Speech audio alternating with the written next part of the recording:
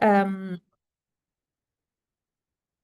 Thank you. All right. So thank you again for joining this webinar. This is a result of a collaboration between UN Habitat, RVO, so the Netherlands Enterprise and Development Agency, BMZ as well, so the Ministry for Economic Cooperation and Development, as well the Arab Group for the Protection of Nature, APN. And overall, I mean, what we are going to discuss here is the results of many, the action and work of many partners that are part of the Global Land Tool Network and its Arab Land Initiative, specific for the region. We are, it's really a good opportunity to have this discussion. Although, of course, the topic is very it's very serious and it's very saddening to see why still we need to discuss these approaches and challenges in the current times. We really want to recognize the grief and the actual situation that really affect many people in the Arab region and beyond, that are displaced, that are suffering from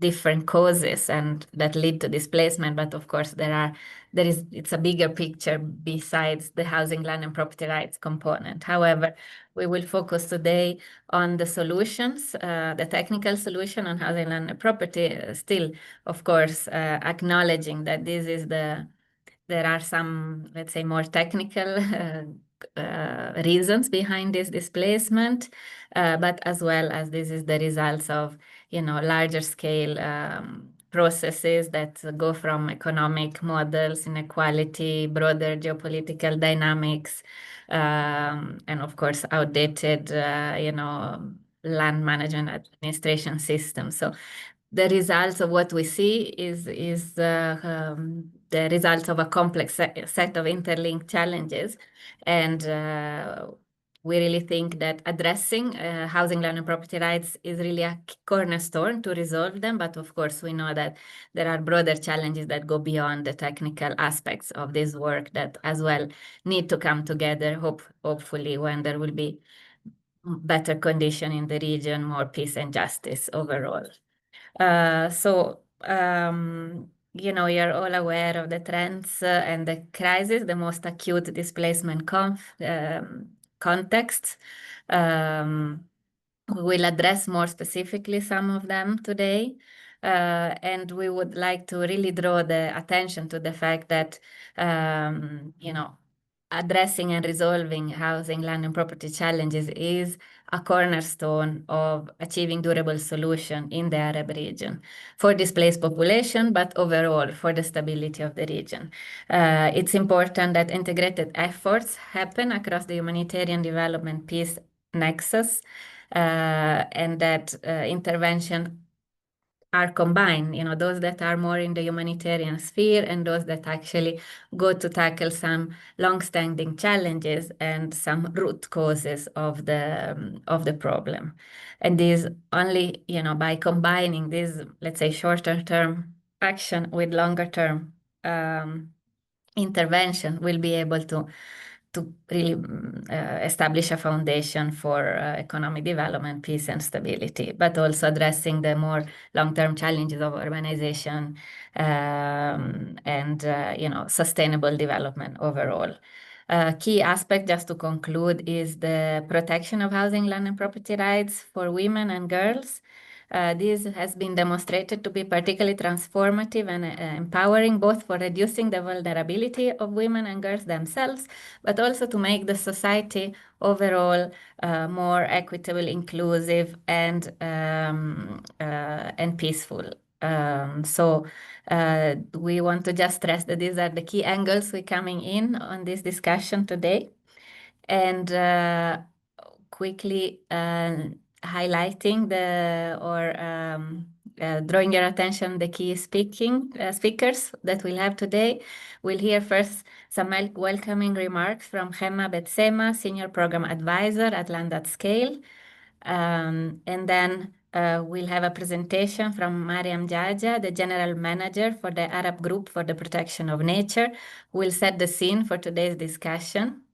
We'll then have two case studies, one on policy dialogue on legislative reform to improve land governance and secure rights in Iraq by Javier Prieto, Program Manager at UN Habitat Iraq.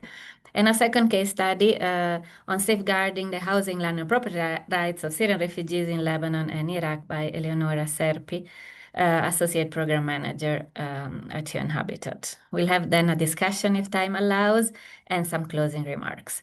So without further ado, I would like to invite Gemma. Please, Gemma, you have the floor. Thanks, Ombretta. And good morning, good afternoon, good evening, everyone. Thanks for joining us for this webinar, focusing indeed on HLP, so housing, land and property rights solutions for displaced people in the Middle East and North Africa region. I will keep this very brief because we are very ambitious in our program today, but just a few words to provide some context to the webinar. And as Ombretta mentioned, we organized it as a collaboration between Arab Land Initiative and RVO, the Netherlands Land at Scale program. Land at Scale is a Dutch land governance support program. Currently, we have projects and programs in 12 countries, mainly in sub-Saharan Africa and the MENA region, where we fund development partners in their efforts to strengthen inclusive land governance as an important building block to reaching the SDGs and other development objectives. So a main focus of Land at Scale, as is in our name, is on scaling. How can we scale up promising land governance interventions and approaches that have proven their effectiveness? So we try to support partners in identifying those, levers of change or key conditions that can really stimulate positive structural change in the land sector. And one of the ways in which we support this is through a program-wide knowledge management component in which we support action-oriented research, so knowledge generation, but also exchange and joint learning, and through that, adaptive programming. So when we started our support to land governance in the MENA region about 6 years ago, we, of course, reached out to the Arab Land Initiative to see how we can strengthen each other's work. Arab Land Initiative has many years of experience working on land in the Arab region and has worked a lot also on knowledge generation and exchange. This webinar is one of the concrete outcomes of this collaboration. And next to this webinar, we've also worked together on the 3rd Arab Land Conference, which happened earlier this year. And we're starting a call for researchers in the region to generate targeted knowledge. And we collaborate around the building of curricula for land professionals in the region. So I will leave it here, give the floor back to Ombretta, I think, for the webinar. And I will post some information about Land at Scale program also in the chat for those of you who like to know more. Thanks. Thank you so much, Gemma. And indeed, it has been a long journey, and we'll keep going together. With this, I'll pass the floor to Mariam directly for her presentation. Mariam, like other presenters, have 12 minutes. So if you allow me, I will prompt you after 10 minutes so that you know you still have 2 minutes to go, and we keep time, so we have maybe some time for question answer. Mariam Jaja, over to you. Thank you so much for inviting me. And thank you so much for always shedding light on this very important topic. It's indeed very difficult to be present in these meetings, but I do believe it's also a battle of despair.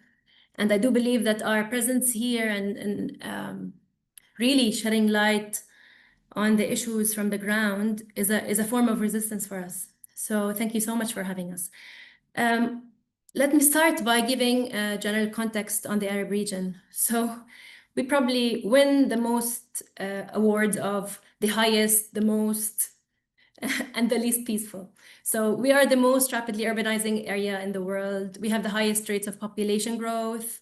We're also we're strategically located. We're very resource rich in the Arab region, which attracts a lot of interventions and foreign interventions into our region. We are ranked as the least peaceful region in the world for 10 consecutive years.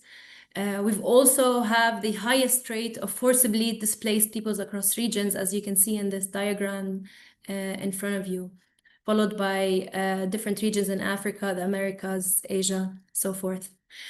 There's so many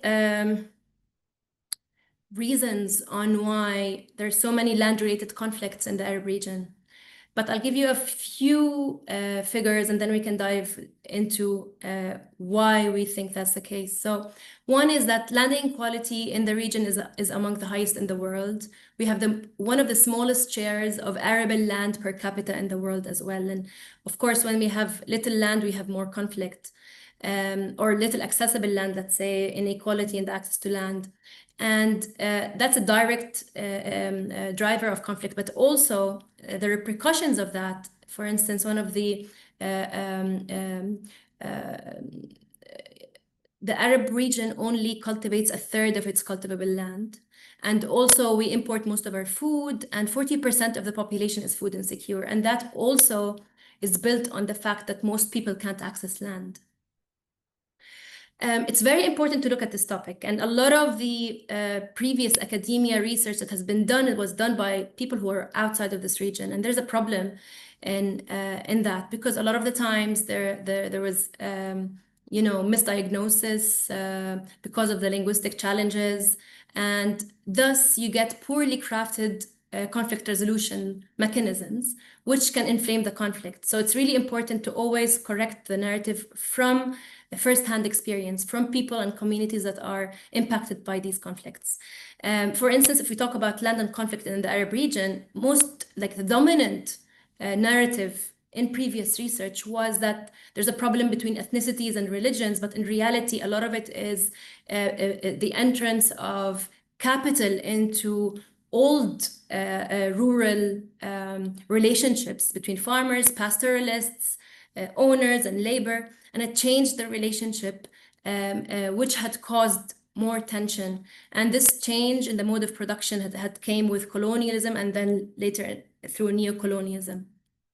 So what we did in the past 2 years was to develop a regional study about land and conflict. We looked at the nexus, we looked at the main drivers of this conflict, we looked at case studies, and then we created a typology. We classified these conflicts, and we came out with recommendations. And we're going to publish a paper at the end of this year, and we will send it, we will, maybe with you and Habitat's help, we can send it to everybody on this call.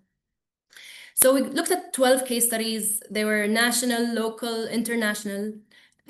We looked at land as a cause for conflict, and then also the impact of conflict on land, to come out with the entire cycle of or the relationship between land and conflict. And from that analysis, we came out with 5 or 4 types of conflicts, land-related conflicts. So how land is a root cause of conflict. So the most dominant was how the capitalism changed agrarian land relations. Okay, and we saw this in different countries and in different communities in the Arab world. And of course, this comes because of the commodification of land that was brought initially by colonization and then pushed by a lot of institutions and governments in the region. The second was, urban encroachment over land that was, traditionally owned or accessed by different groups of people. A third typology was settler colonialism and occupation colonialism, as we see in Palestine, South Lebanon, Iraq, and these areas. And the fourth one was the inequality in the access of land, when land reform happens in a skewed way, and investments happen in an unequal way in the region. Of course, there are different also types for the effects of conflict on land, and mostly the disruption of rural livelihoods, the productive capacity of land, losing housing and property rights. And what we've noticed is that big regional conflicts can come out with land issues that in turn produce more conflict on the local level. So it becomes like a vicious cycle in different areas, and it can become continuous at different degrees. Some of the lessons we've learned is that, of course, there are a lot of internal, but there's a lot of external structural factors that are driving conflicts in the region. Extraterritorial obligations are not respected, or almost not entirely not respected. The do no harm policy principles are not respected. There are proxy wars, a lot of intervention, but also a compromised international legal system, because a lot of root causes are in violations. And then we have also weak and politicized conflict resolution processes, and there's a lot of lack of local ownership over these resolution processes. And also we've seen that the triple nexus approach we've been involved in as APN for a long time in the formation of these concepts, adopted by many platforms, has never been, or we can't say it's never been, but a lot of the times has not been implemented accurately in our region. And we can see in Palestine now what's happening, where we're not talking about just peace, we're also down to the level of talking the entrance of humanitarian aid, let alone development and justice and peace. So we came out with a lot of recommendations that have to do with land management and administration. You can see in front of you. I don't want to go through all of them because I have very limited time. Of course, about dispute mechanisms, conflict analysis, and transitional justice, and also recommendations about how international cooperation and aid actors should be acting in these situations. And of course, one of the main themes of our recommendations about international law and protection. So ending settler colonialism, occupation, and foreign military intervention, which is unlawful, and also the return, restitution, and protection from forced displacement. Now, I want to move into speaking a little bit about Palestine, where I come from. As you know, Palestine had, throughout the years, the indigenous population of Palestine, the indigenous Palestinians have lost a lot of access to their land, or the majority of that. So in 1948, Palestinians could not access 77% of historic Palestine. But what is also alarming today is that Israel had announced to start annexing Area C and B, which is 82% of the remaining West Bank, as well as Gaza. And we've seen this in the announcements across different government personnel. And when we combine Area B and C as well as Gaza, Israel would ultimately control 96.2% of historic Palestine. And we've also heard the concepts of Greater Israel. We've also seen how this has been impacting the entire region. If we look at water, all Palestinian water is under occupation. Even the rainwater is under occupation. And we see in Palestine maybe the longest protracted conflict or occupation that we have seen in our modern history, and as well as one of the biggest populations of forced displaced refugees. Maybe 6 million is registered in UNRWA, but there are much more refugees who are not registered. Of course, like every settler colonial project, there are many narratives, and the narrative for Palestine to enable this occupation was a land without a people for a people without a land. And probably all of you know that Palestine had one of the oldest agricultural heritages in the world, not only in this region. So 90% of the olive orchards in Palestine are older than Israel, and Palestine dominated a lot of the fruit markets, especially the global orange market in 1923. The majority of Israeli attacks are against the Palestinian agriculture sector, and I'm going to speak a little bit about this because this is the crux of our work. So there's a systematic attack on trees and agriculture to erase Palestine's heritage, to expand colonial structure, to destroy Palestinian livelihoods, of course, and to weaponize food. And this is what we see very clearly in Gaza, but also in the West Bank. And we've heard quotations about turning, Nablus and Qalqilia and Jenin into Jabalia and, different cities in Gaza. And one of the most, violent tactics is trying to really defeat the farmers of Palestine, so push them out of their lands, because this is the way that people are actually tied to their land, and it's much more easier to confiscate land that is not cultivated, because of one of the laws that Israel adopts from Ottoman times and has, manipulated and skewed. So around 40% of the land that's been confiscated in the West Bank was because of this, uncultivated land law. But Mariam, when we sorry, talk, I need to alert you. You still have a couple of minutes, so just okay, to keep track of your run. time.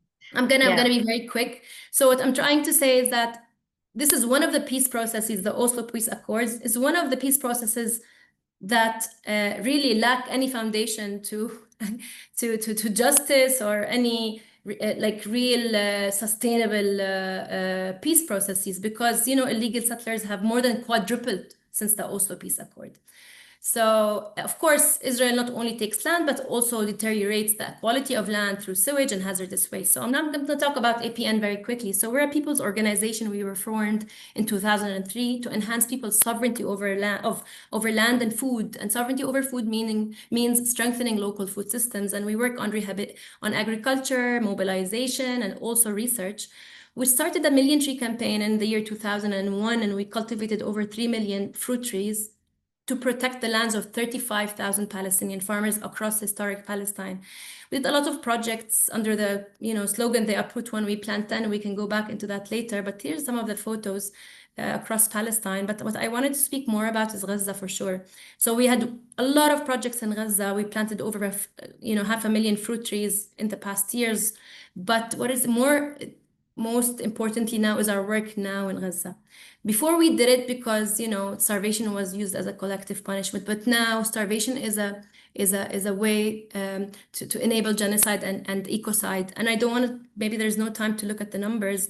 Probably most of you know the situation of starvation in Gaza. The most important bit is that because we're an independent organization, we were able to start during the genocide a campaign called Revive Gaza's Farmland Campaign.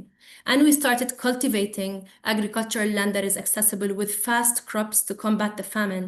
And these are some of the photos that we took during the genocide. So you hear drones and bombings outside, but then this is a form of resistance, an actual concrete way. We were able to cultivate over 1,400 dunums, and each dunum gives you 5,000 kilos of vegetables. So you can imagine the number of vegetables we have tried to supply to the markets and to the people with the farmers. We've worked with over 600 farmers across Gaza, and now we have only 2% of Gaza that is accessible and cultivable, which we're doing now. We've also started to recultivate Lebanon's olive orchards in the south because they were also systematically burnt down. And we've also worked on Jordan. We've planted 250,000 fruit trees. Also in the lands, if you see the picture below, this is in Jordan, but it's an Israeli fire encroaching Jordanian land. It's not Palestinian, it's not Lebanese. It's in Jordan. So we're also cultivating these lands. So let's talk about what we can do.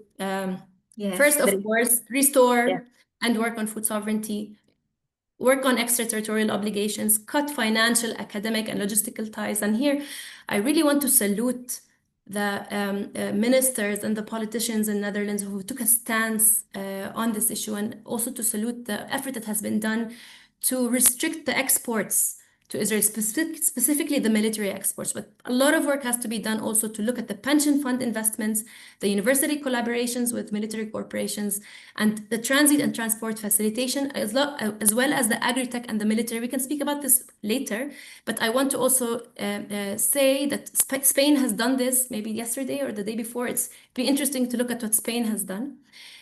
Also to help us in our campaign for the entry of seeds into Gaza. Israel has forbidden the entry of seeds since 2 years now. They don't allow seeds into Gaza, something that the EU could help and the Netherlands could help, and everybody, all actors should help us in. And lastly, to work to integrate the ecocide like genocide in the legal framework or in international law. Thank you so much. And I'm sorry, maybe I took more time. Thank you, Mariam. So much, Amrita. Thank you. No, it was only briefly over time, and I think it was important to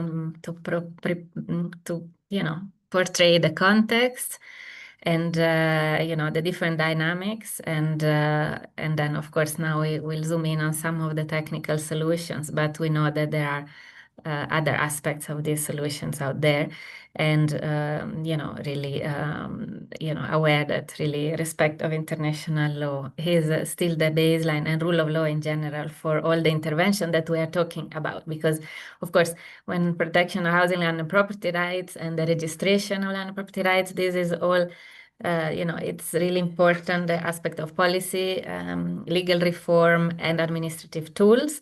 And all these, of course, assume that there is a respect of these frameworks to start with. So without further ado, I'll pass the floor to Javier Prieto, who will give us an example of the work that is being done in Iraq. Javier, over to you. Thank you, Umbretta, and thank you, Mariam, for the previous presentation. Thank you also to Hema for giving the introduction about the program and the work that we are doing through Land and Scale. I have prepared a little presentation to show you. Let me see if you see my screen. Yes, you can put it in slideshow. Okay, can you see it now in the slideshow? Yes, we can. Okay, let me turn off my camera because I have so many windows here now, and I'm a bit, well, it's okay, I leave it on.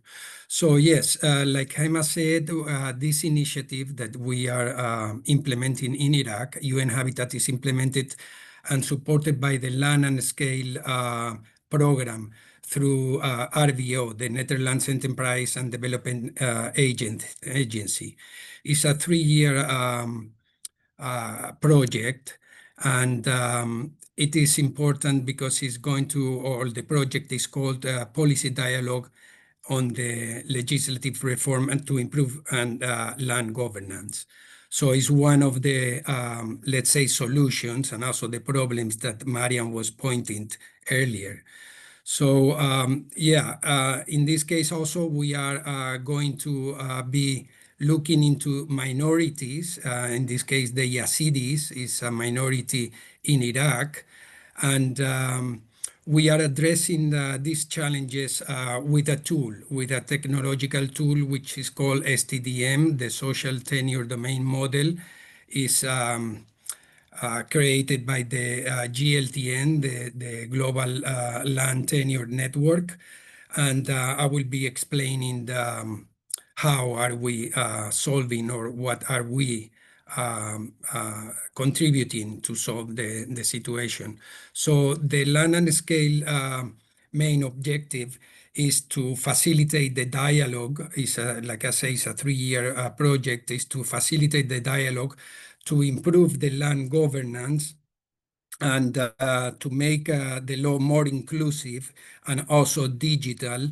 And then very important component is to protect the HLP, house, land and property rights for all Iraqis, but especially the Yazidi minorities. This is, the expected results. But let me go back to the challenges in Iraq and the historical context in Iraq. We have to go back to 1970s and the Ba'ath regime. Arabization policies displace the minorities. Well, they displaced the minorities where they were settled, and they resettled them into collective towns called mujamahat. And but they were denied to register their land or properties. So this was back in the 70s until, or further, fast forward, we had the ISIL occupation that the story repeated with the Yazidi, but in more brutal way. The communities were evicted, and 6,000 houses were destroyed. So the Yazidis, when they tried to return, they had or they found no houses, they had no documents, and They also had a very complex compensation and costly compensation claim procedures, lack of awareness or knowledge on how to do. And on all of these, or caught up into these, were women who were facing more problems for discrimination or restrictions of ownership, and also inheritage problems. So this is the context and the challenges that we were facing. So how are we trying to solve this? Well, we are using the tool, like I say, the STDM, but this tool doesn't work alone. Or why are we using this tool? Well, we are using this tool because as the GLTN call this tool pro-poor participatory, and it's an open source, which is a very low cost to use it, and also it allows the linkage of the land rights into the system, but not only the formal way of owning or the formal rights of the land. You can link any kind of land right or tenure into the communities, and or into the system, let's say, agreeing with the community. So in this case, we are issuing occupancy certificates that are, let's say, that later will become title deeds or legitimacy ownership titles for the Yazidis in this case. So the tool allows precise mapping, linkage of the documents. We, with the society and with the civil society and with the government, we do agree in and define what kind of documents we can use to verify and to make these documents valid for ownership. And then we can, with the system, also generate assessment and reporting, in this case, occupancy certificates that are formal recognitions of ownership. So basically,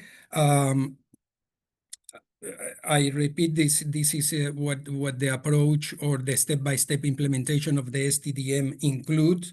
Address the lack of official document. The community and the government agree what kind of claim, or they validate what kind of record are valid for tenure, for proving the tenureship. We're mapping and registering all these claims and also the land, and we are issuing certificates of occupancy that are also collecting all the photos, the household photos, the documents, and they are all collected with this tool.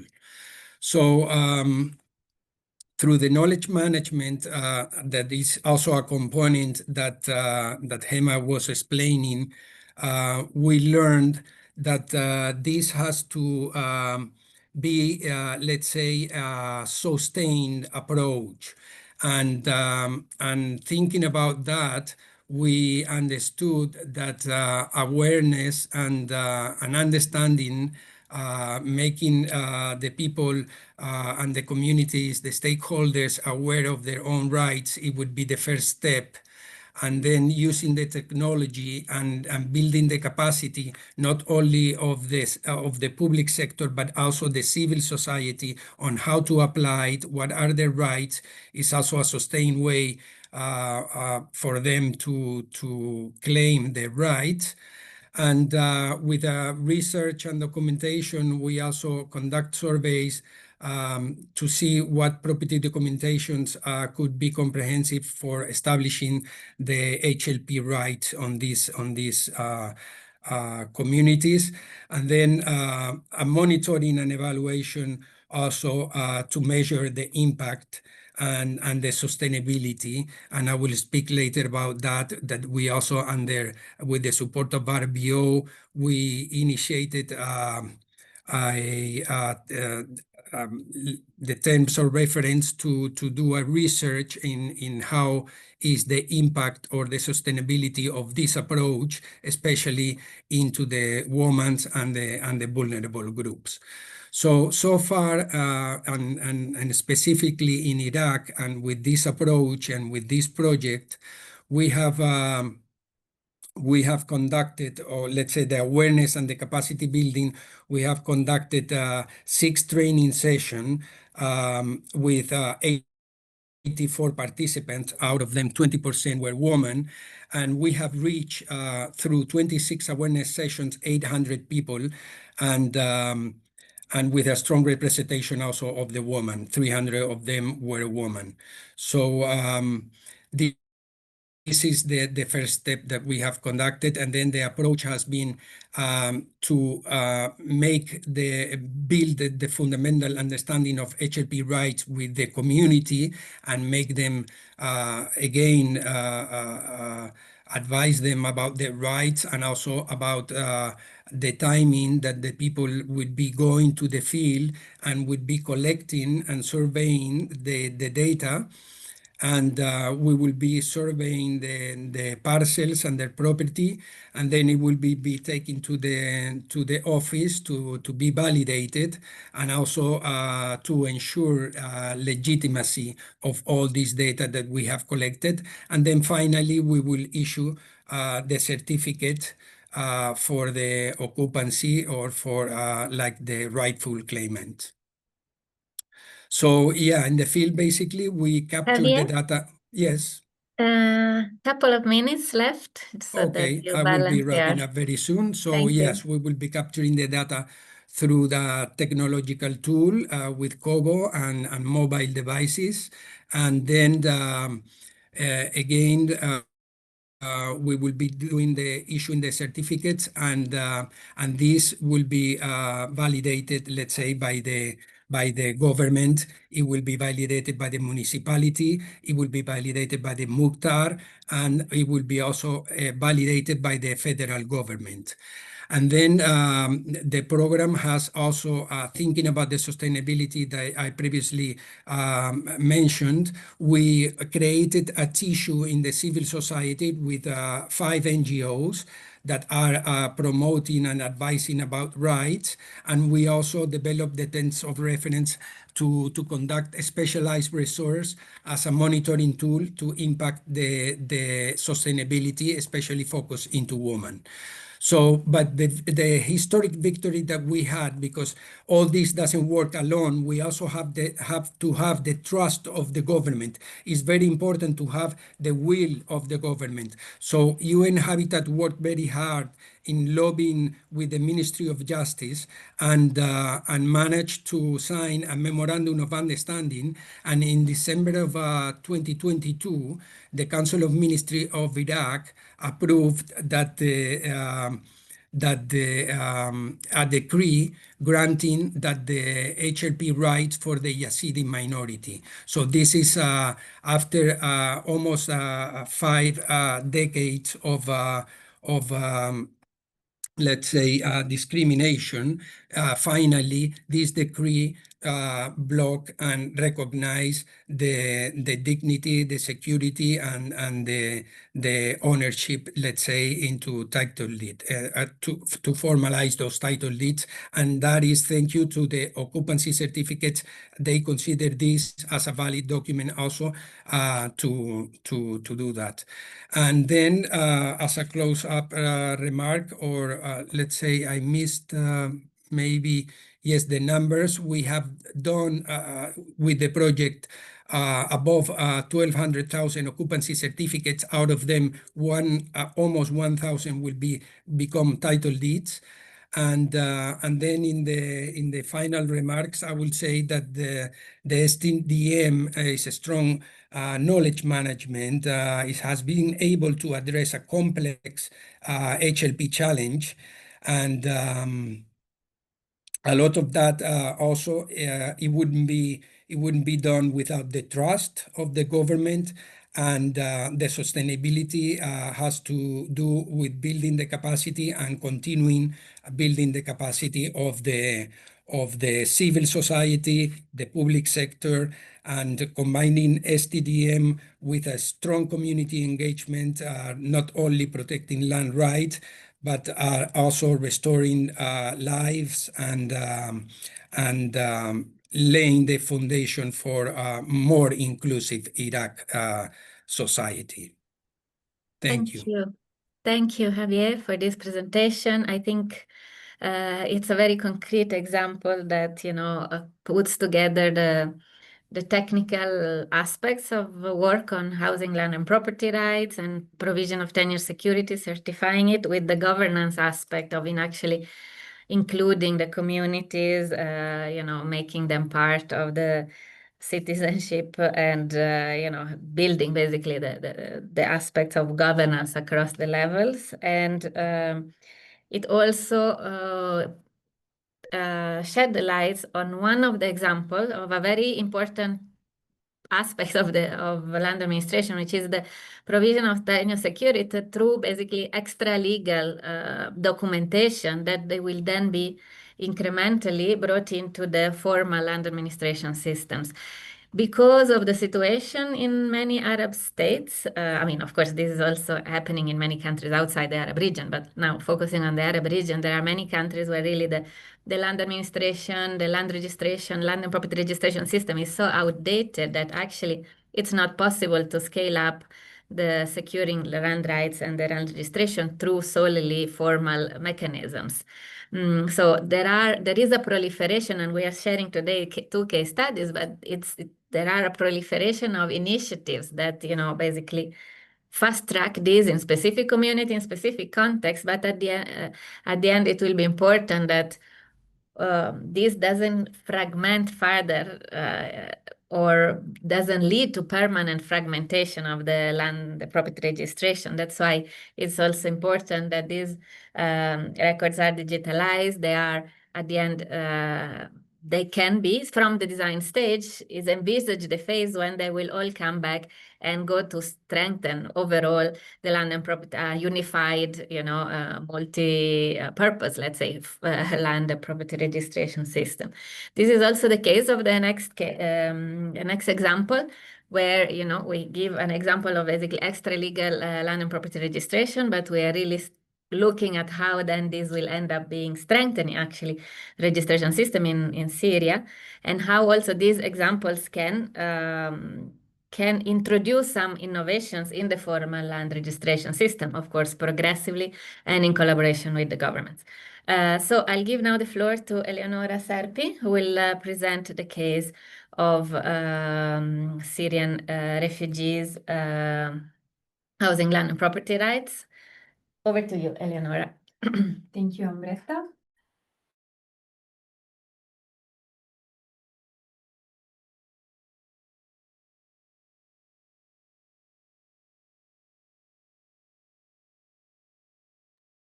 All right, apologies. Okay. So today I will be presenting to you the efforts that UN Habitat has put into safeguarding the HLPR rights of Syrian refugees in Lebanon and Iraq, and I will be doing so on behalf of the broader team that worked on this very important project, as well as our implementing partners, especially in Lebanon.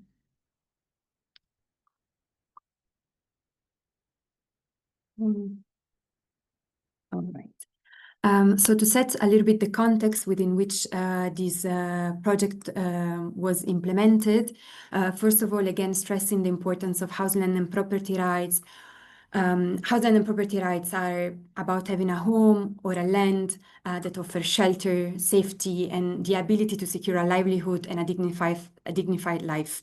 And this is central to protection, to peace, to reconstruction, and to development, and therefore very important in the current context of Syria, where at the moment, according to the latest UNHCR figure, there are still 13 million displaced Syrians inside and outside Syria, including over 6 million refugees and asylum seekers, who are hosted mostly in the 5 countries neighboring Syria, as well as in Europe. And most of them have, when they flee, they left behind their houses, their businesses, and their lands. And we know that a high number of these properties that have been left behind have been occupied, also occupied without consent, that have been illegally bought or sold. They have been damaged or destroyed because of the conflict, and they've been also contaminated by explosive. So according to recent surveys that have been carried out among displaced Syrians, Syrians indicate that the lack of a secure access to their properties, and particularly to housing is the main factor hindering their willingness to return. Therefore, clarifying, securing, and restoring HLP rights is essential to foster voluntary, safe, and dignified return, and to enable repair and reconstruction of properties and ensure overall access to adequate housing for all. So this project started in 2020 and concluded in June 2025. The objective has been to safeguard the housing and property rights and evidence of Syrian refugees in Lebanon and Iraq. Through the project, we recorded claims of Syrian refugees to their houses and land back in Syria. And we have collected copies of existing supporting evidence, such as title deeds, rental contracts, but as well as utility bills or testimonies that could help support these claims at the second moment when these claims will be verified or used in transitional justice mechanism for restitution and compensation of these properties. So using all these claims and evidence that have been collected have been stored into a digital database that can be used, as I was saying, for dispute resolution in the future, for tenure security, restitution of properties to the legitimate owners or compensation and so on. And we did that using the social tenure domain model, and I will not go in details of this tool in the presentation, as Javier already gave an overview of this tool, but we're happy to provide more information on it if of interest. And we also recorded, together with the claims, the details of the members of the household, and therefore not only the head of the household that was submitting the claim. And this was something that it was very important to improve gender equality and to facilitate the future process of claiming back the properties on behalf for the heirs. So to clarify, when I'm talking about an HLP claim, HLP claims are the assertion of a claimant HLP right to the submission of a claim record that is supported, as I was saying, when available by relevant HLP evidence. These claims during the project, we encourage the person with the stronger tenure relationship to submit the claim for the property claimed. But as well, we encourage the claimants to list all household members within the claim. So these claims and evidence that we have collected and safeguarded in the database is a first step for reaffirming or regaining access to house, land, and property. And this is by establishing in the future HLP restitution and compensation processes, using them as baseline for repair and reconstruction programs, to support dispute resolution mechanism, and to allow owners to repossess illegally transacted properties, among others. So this is a bit of this is the overview of the HLP evidence that has been collected during the project. As you see, there are over 46 type of testimonies of evidence that range from cadastral evidence, legally recognized HLP document, as well as non-legally recognized and testimonies. So through the project, we reached over 100,000 households, so approximately 500,000 Syrian.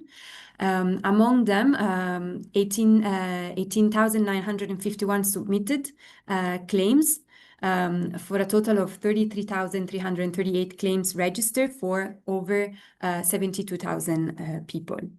And this here in the map, we can see in green, these are the claims that were submitted by Syrian refugees currently in Lebanon, and in yellow, the claims that were submitted by Syrian refugees in Iraq. And these are just some of a bit of an overlook at the granular data of where the properties that have been collected are situated in Syria. So here is Al-Saka, and here Damascus. Following the collection of the claims, we have issued claim certificates that have been distributed to the beneficiaries who took part in the project. This data that we have collected and that is stored in the database has been managed and will continue to be managed by a data management and protection protocol that describes how the data that has been collected has been handled and how it will be stored and for what purpose it will be possible to use it. We've also, in June, we have signed an agreement with IOM to store a copy of these HLP data in the HLP vault created by IOM, which already contains the data that has been collected by IOM and by other partners through different processes. So the data that is in the vault is kept separate, as the methodologies for collecting the data is different, but it can all be in the future going through the appropriate mechanism be used to support restitution and compensation processes. So now we have analyzed the data that we have collected, and I'm gonna give you quickly an overview of the findings based on this analysis. First of all, what was striking is that 57% of the potential claimants, so the claimants that have been reached through door-to-door enumeration, did not have property to claim. This is something that it needs to be considered when policies will be put in place, because people might not have a home or a land to go back to in what is their area of origin. Therefore, they might go actually back to different areas inside Syria. If we look at the type of evidence that was available to support this claim, we see that only 7% of the claims are supported by cadastral or other type of legally recognized HLP evidence, and this also is telling of the fact that perhaps the solutions that were in place to protect house, land, and property rights even before the conflict were not sufficient. And this highlights the importance of investing in improving land administration inside Syria. And here, this is an overview of the documents and the evidence that have been collected by typology. And as I mentioned, we have classified them according to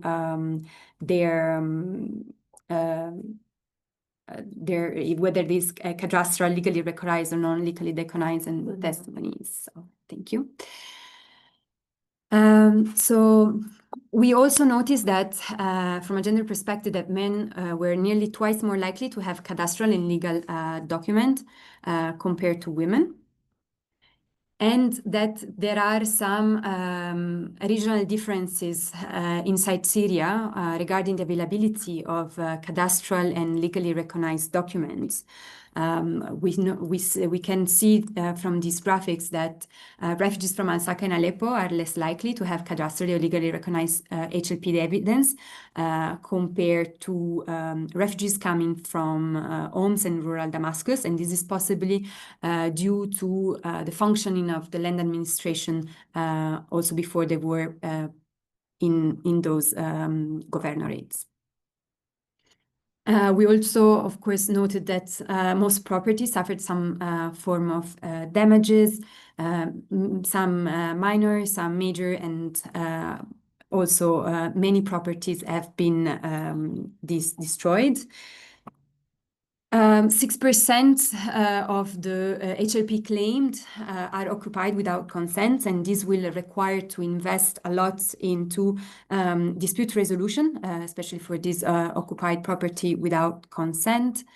And here again is a bit of disaggregation by governorates, telling the properties that were being occupied without consent, consent payment, and so on.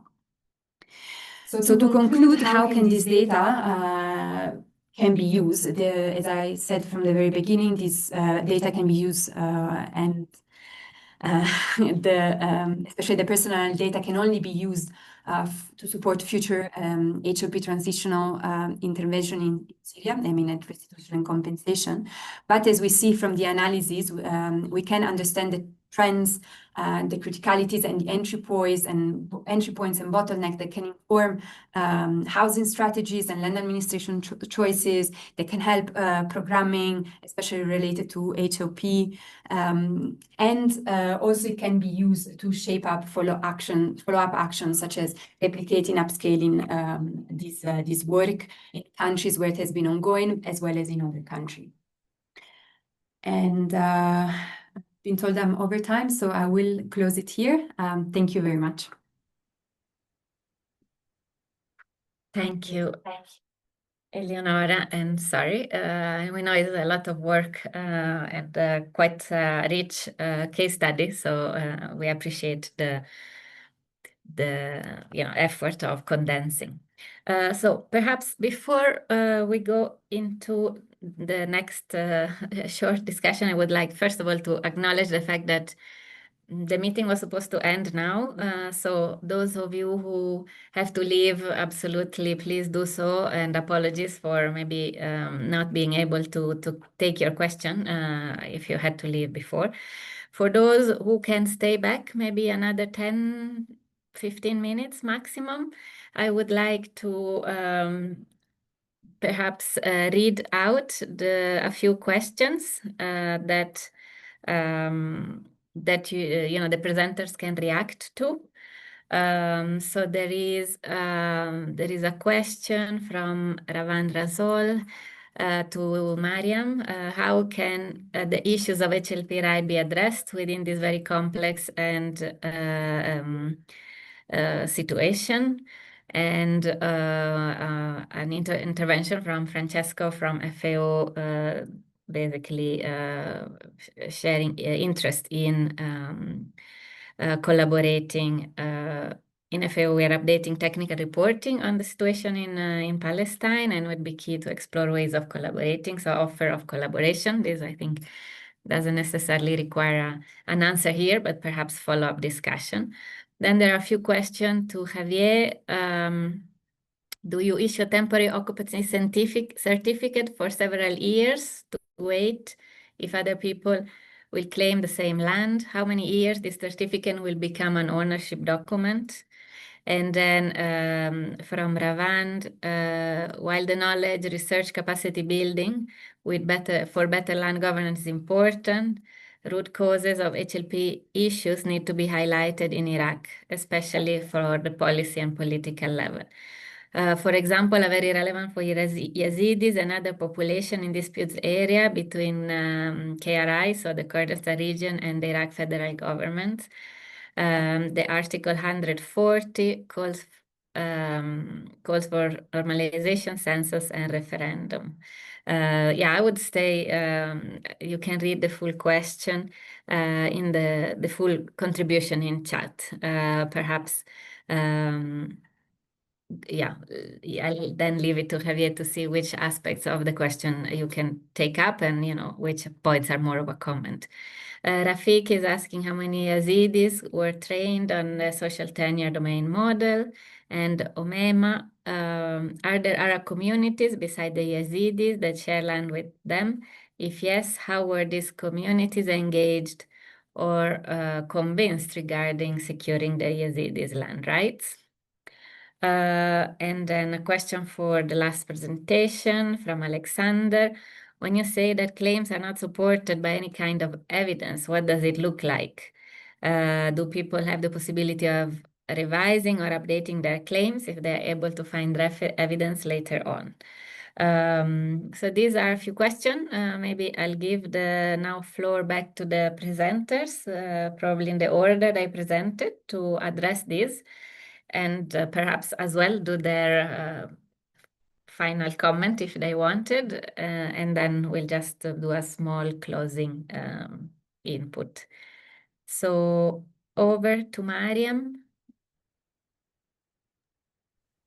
Thank you so much, Amrita. Actually, I probably most of the comments I got were about how to collaborate after and how to look at the other cases such as Syria and Iraq. In our publication, we did also look at Syria. So hopefully we will be able to publish and send everybody our analysis on these topics. What I would like to maybe emphasize very quickly is what can be done now for Gaza. I think that a lot of the organizations have been focusing their efforts on humanitarian aid, which has been completely barred, while what is more possible is to try to build the local food system, or at least as much as possible. So when wheat was barred from entering, and when rice wasn't even there, people were feeding on fast crops. So this was the number one priority. And I am very well aware about the restrictions of the occupation, of entrance of inputs from outside, which we should advocate for. But there is a lot of space to do in local procurement. So there are many nurseries in Gaza that are functioning, and there's a lot of seeds, and there's still around 2,000 dunums that can be cultivated in Gaza every single season. So I see no reason for not trying to cover this very urgent need. Thank you so much, Amrita, for the space. Thank you, Mariam. And indeed, right, look at durable solution from from all aspects, including food production, and also for increasing security, food security or food production is essential in a way as well, to make sure that the land rights of the agricultural area. I mean, we discussed a lot about somehow more than the housing, but is equally important that other types of rights are protected, properties, commercial, industrial, agricultural, even communal grazelands. They are all equally important because communities have their own way of making a living, and all these aspects are important. Thanks. Thank you so much. And, we hope that really the situation will turn for the positive there and in other contexts. Javier, would you like to come in now? Yes, well, thank you very much for the questions. Regarding to the first one, to the temporary occupancy certificate for several years or different claimants, we haven't had the case due to the procedures that we follow, because there is a committee or a field team, and also there are the local authorities, the Mukhtar, and in the Muhammadiyat, in these compounds, they already know who family own what lot. And normally when there is discrepancy, before they submit the claim, they already discuss. And when it comes endorsed by the Mukhtar, the municipality, local authorities, and the field work, the social facilitators, and the committee, let's say, the field committee, this claim become, this occupancy certificate becomes not temporary, but official proof of ownership. The capacity building questions, let me reread, highlighted, for example, the Yazidis population dispute in the KRI federal. Okay, we are not entering in at that level. The policy dialogue and the reform, the legal reform that we're looking into is the registration law, which is considered a federal law. And of course, the Kurdistan districts are participating into that without entering into the referendums or HLP violation threats disputes related to the Kirkuk areas. So they're not. This is a private property and registration law 43, 1971. Then there was another question about how Yazidis could train on STDM. Well, they are trained through the civil societies and the NGOs. We call up for the training aspects, and they are all training. As a matter of fact, before the training, we conducted a survey for the civil society and also for the public sector, and we learned that after the awareness, societies are very aware of the laws. They're not so much keen into the procedures or the technical aspects, but they're very keen. So they participated as any other, let's say, participant into our sessions.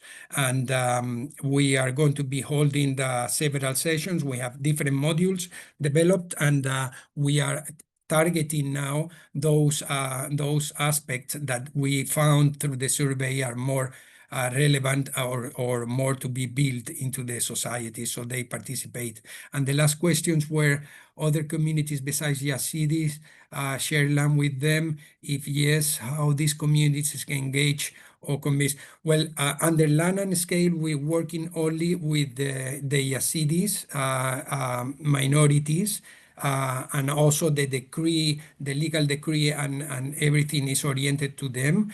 The system does allow other communities to participate, but so far under this project Land and Scale, we're targeting this minority.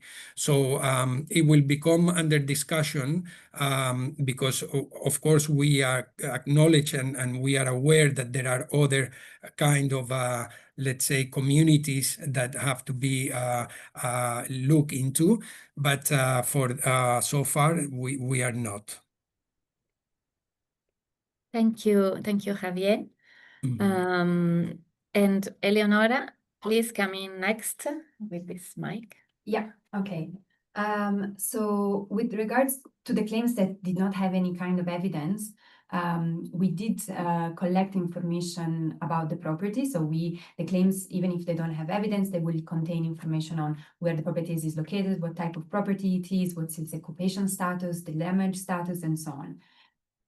So, and we issued claim certificates to all the claimants who have submitted a claim, even those who don't have, didn't have any supporting evidence. So even if we are not going to make any edits to this claim after the closure of the project, meaning that if supporting evidence will become available in the future, we will not be able to record it in the claims that have been collected now.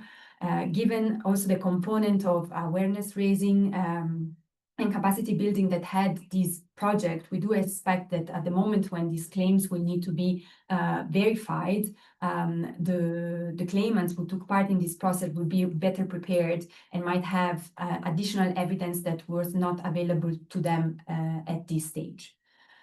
So the claims, in terms of the claim itself, they all look alike. It's just the one without supported evidence don't have any attachment to support it. Thank you, Eleonora. And perhaps, to add, so this is a preparatory phase, right? So when people will have to be supported, for example, in returning back to the area of origin, or maybe to claim compensation, or to demonstrate in court or in alternative dispute resolution mechanism their rights to their houses, their land, their properties. The types of evidence the weight of the different type of evidence will be assessed. Of course, if going through the formal court system, probably, I mean, surely, actually, the value that these different forms of evidence have is already determined. But if there is the establishment, which is what we are exactly advocating for in the international community, of an alternative dispute resolution mechanism, or a return and restitution commission, for example, that will be basically handling as a bulk all these different cases, that's where the weight of the different documents and pieces of evidence will be determined, and the specific process to validate, recognize, update, check with existing records will be defined. So there is also all this legal component that needs to come in place, and that will need to link with the land registration administration procedures that are now in place, to see how all these different streams of information can be reconciled in a way that is effective and responding to the needs. Obviously,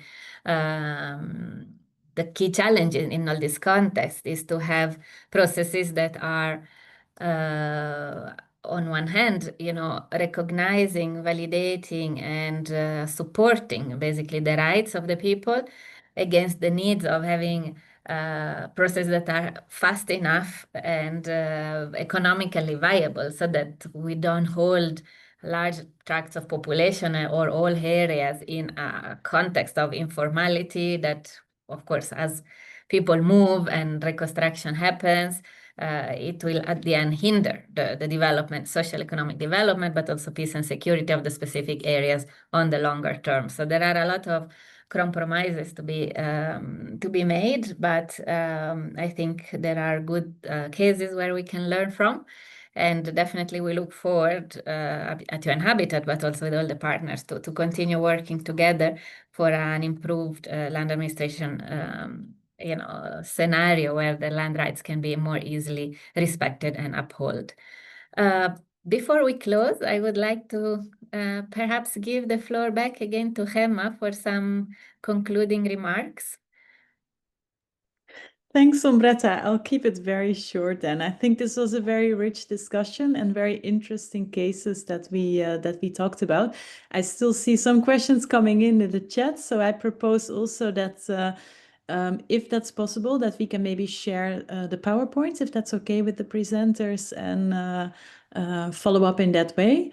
And I wanted to just, I also posted it in the chat, on the 9th of October, we'll have another webinar with the Land Portal, focusing on the same topic, but from a global perspective, also bringing in some experiences from Latin America. And this is the first in a series of 3 webinars focusing on land and conflict. So this is a topic that with Land at Scale, we're trying to dive into a bit deeper in the coming time. But I think this was a really, really nice kickoff and contribution to the discussion. Thanks so much to the presenters. Thank you so much, Gemma. And yeah, for sure, we'll make available the information shared on the Arab Land Initiative website. So perhaps give us a day or so to upload the information, and the colleagues can reach out there. And in the presentation, there is also the context in case you are interested in reaching out bilaterally to the presenters. Thank you again to RVO, Gemma, team, BMZ, and all of you for being here with us. And we wish you a very good evening, afternoon, day, and let's continue working together on this very, very timely, important topic. Thank you. Thank you And so thanks much. to all the support team, interpreters, and you, Thank you. Habib, and all for making it happen. Thank you. Thank you. Thanks, Thank you. Thank you. Thank you.